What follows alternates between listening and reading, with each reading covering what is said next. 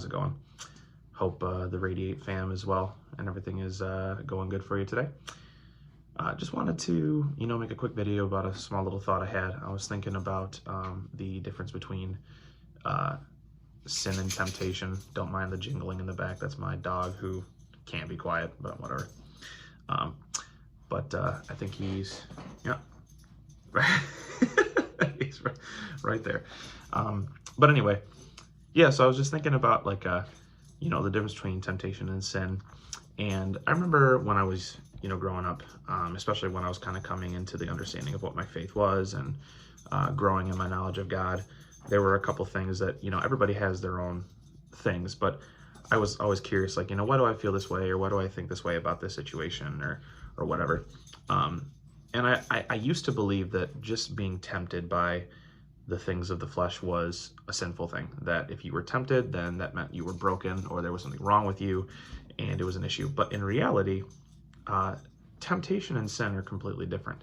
And a verse that popped up is 1 Corinthians 10:13, and it talks about how there is no temptation that's new to man. Every temptation that we experience today was common back then and is still common today. But God is faithful, and he won't let it overtake us, and he also will always provide us a way out, or he will never allow us to go into temptation that we can't bear. And temptation and sin are two different things in this. Being tempted by things of the flesh is not an action. We are tempted by things that we can either make the decision to indulge in, or we can make the decision to run away from. When you experience a temptation of something that you are, weak in the flesh of, whether that be sexual purity, or whether it be a kind of drug, or, like getting drunk, or, really anything, there's no leveling system to this. Sin is sin in general. I know that a lot of people kind of point out oh, well, this is worse than this and this is worse than this, but in reality, sin is sin. The wages of sin is death. It doesn't say that the wages of certain sin is death. So all sin is sin, and there's no leveling system on what's worse than the other. I think we kind of come up with that idea, but regardless.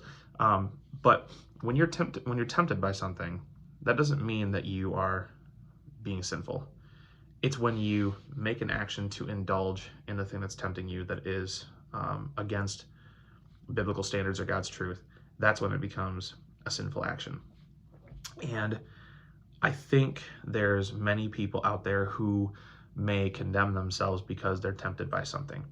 And everyone has their own thing. I may not be tempted by the things that you are tempted by, but that doesn't mean that we don't both experience temptations that we can either choose to take part of, or we can choose to run away from and turn away from. And this verse tells us that there is never going to be a place of temptation where you will not be able to escape or get out of it. You're always going to have an out. You're always going to have a hatchway to escape. And the thing about sin is you usually have time to consider.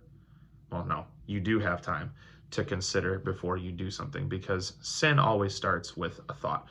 The thought pops in, the temptation begins to sit in. You're sitting there and you're thinking, okay, I know this is wrong, but I really feel this. It's kind of like me and how I used to be with energy drinks. There was just this it was an interior yearning.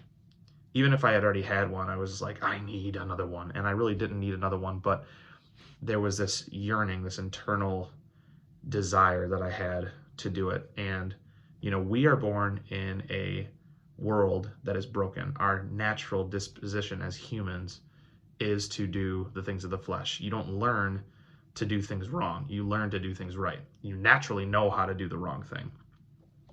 So it's this different mindset that you choose when it comes to fighting those temptations and choosing not to indulge those sins. It's the the idea of denying yourself the things that you don't need.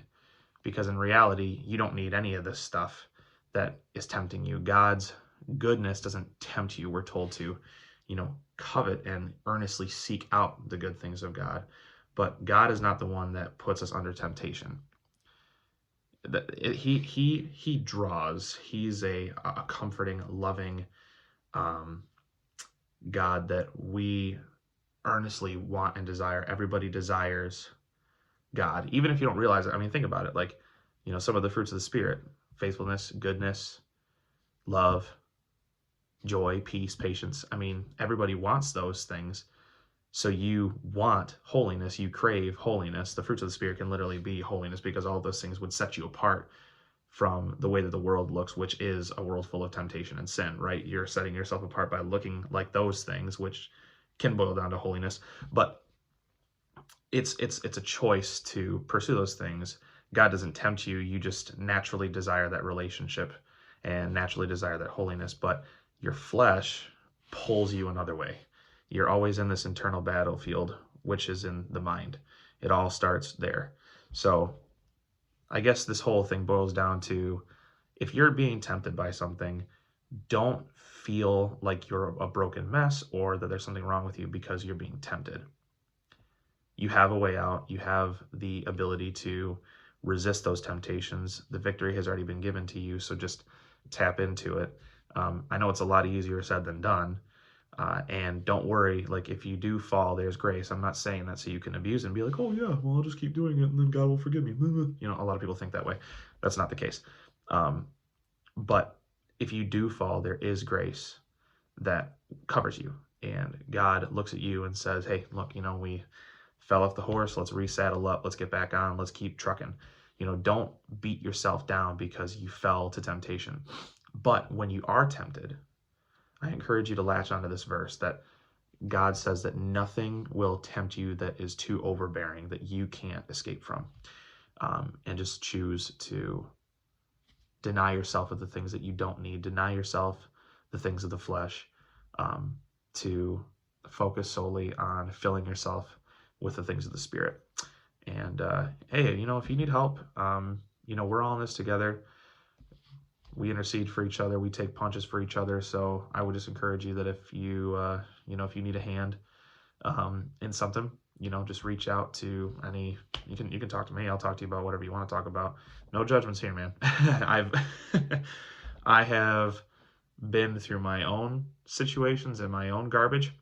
So I'd love to help you out of yours and hold you accountable on anything if you need it, just like I would expect anybody to do for me. So if you need a hand, just reach out. I'm here to pray for you and talk to you. So just drop some comments and in the, down below, and let's talk about stuff. So, but that's it.